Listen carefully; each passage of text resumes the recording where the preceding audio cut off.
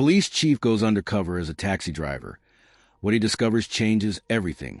Imagine calling a taxi in the middle of the night, and the driver knows your darkest secrets. That's exactly what happened in Crestwood, a city with a hidden underbelly of crime. A police chief, frustrated with unsolved cases and corrupt leads, made a bold decision. He went undercover as a taxi driver. And what he discovered, it exposed one of the most terrifying criminal networks the city had ever seen. But here's the real question. Did he make it out alive? Crestwood wasn't always like this. Once a quiet suburban town, it had transformed into a city plagued by crime, disappearances, illegal deals, and worst of all, no one willing to speak up. At the center of it all was Chief Daniel Monroe, a man known for his relentless pursuit of justice. For years, he'd chased down criminals, but something didn't add up. No matter how many arrests his department made, the crime didn't stop. It was as if someone powerful, was always one step ahead. Then came the final straw. 3 cab drivers vanished within 2 months. No bodies, no evidence, just gone. The police had no leads. Witnesses were too afraid to talk. And for Chief Monroe, that was unacceptable. So he made a choice that would change everything. Late one evening, Monroe handed in his badge. Temporarily, he dyed his graying hair, wore second-hand clothes, and took a job as a taxi driver under the name Daniel Carter. No backup, no wire, just him, a car, and the unknown. The goal? Infiltrate the streets. Get close to the people who knew what was really happening. And it didn't take long for things to get strange. Monroe's first few nights were uneventful. Drunk customers, tourists, the usual. But on the 4th night, a man got into his cab and immediately set off alarm bells. He was sweating, eyes darting in every direction. He handed Monroe an address on a crumpled note. But before they even reached the destination, the man mumbled something under his breath. "It's all connected, don't trust anyone." Then he jumped out at a red light and ran into the night. Monroe checked the note. It wasn't just an address. It had 3 names. 1, Carter Briggs, a known drug dealer. 2, Victor Alvarez, a missing cab driver. 3, Michael Vaughn, a name Monroe didn't recognize. That's when he knew. This was bigger than just stolen cars or missing drivers. Something huge was happening, and he was in the middle of it. The next night, Monroe parked near the address from the note, a shady warehouse district. At 2:30 a.m., a sleek black car rolled up. A man got out, dragging a struggling woman by the arm. Monroe's stomach turned. Human trafficking. He gripped the steering wheel. He needed to be smart. One wrong move, and he'd end up like the missing cab drivers. So he did what any cab driver would do. He waited. An hour later, the black car left. The warehouse lights went off. Monroe followed at a distance. What he didn't know, someone was watching him. The next morning, Monroe's burner phone buzzed. Unknown number. A deep voice whispered, "You should quit while you can." Then the line went dead. Monroe's hands tightened into fists. He wasn't quitting. That night, he picked up another fare. A man in a dark hoodie. Silent the entire ride. Until they reached the destination.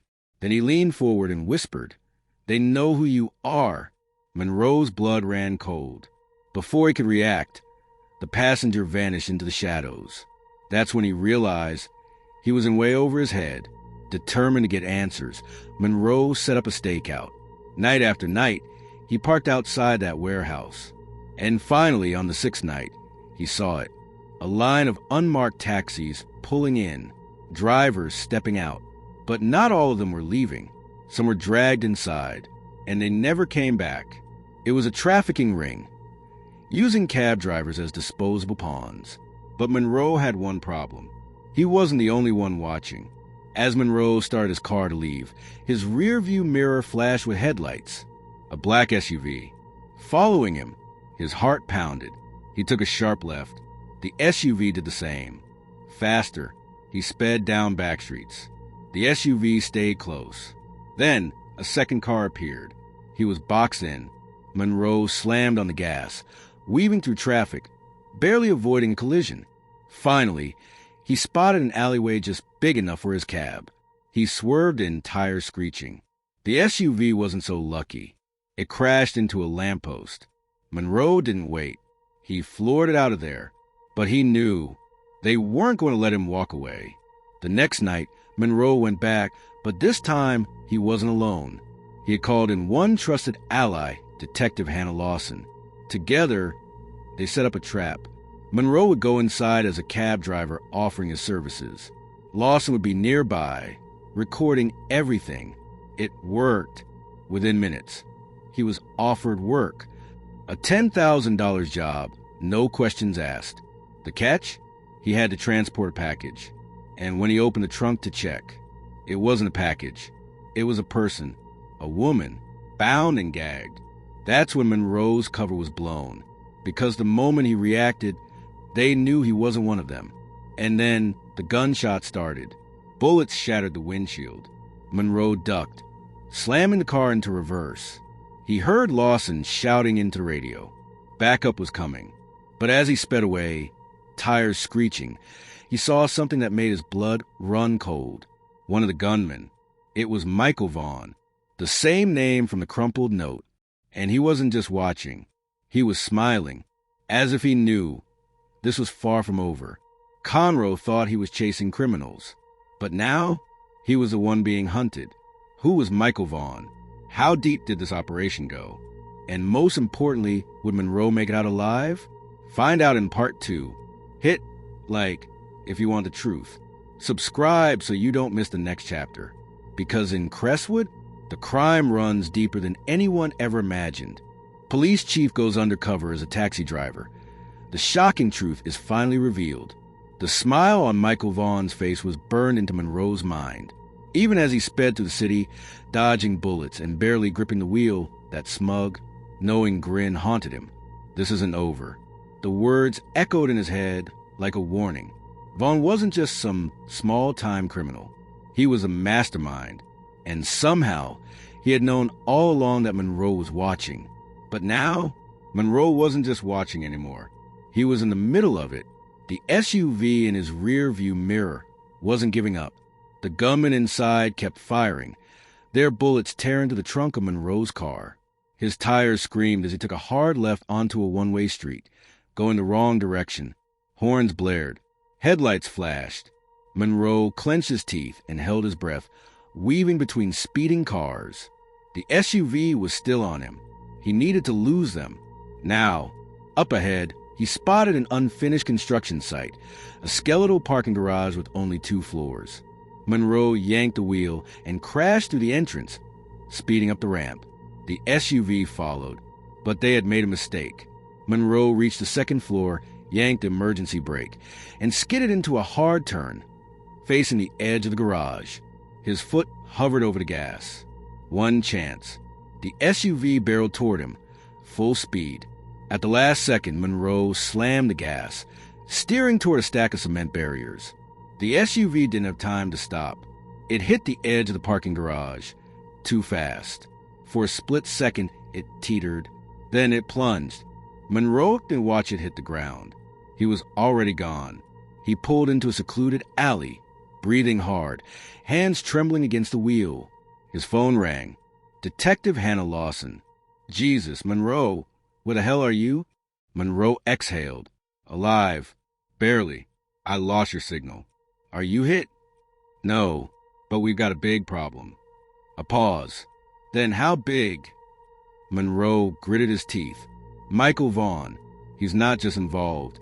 He's running everything. Another pause. Then Hannah said something that made Monroe's stomach drop. He's not running everything. Monroe's grip tightened. What do you mean? Monroe! We just got confirmation.